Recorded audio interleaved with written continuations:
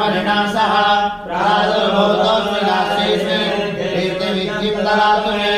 तद्विलासामलं ज्येष्ठम् अलक्ष्मीर्नाशयाम्यहम् अमोघवृद्धिं च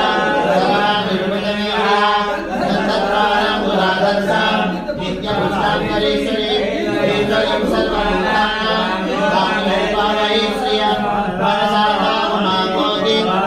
सत्यमसीमहि वसोनां रूपमन्यस्य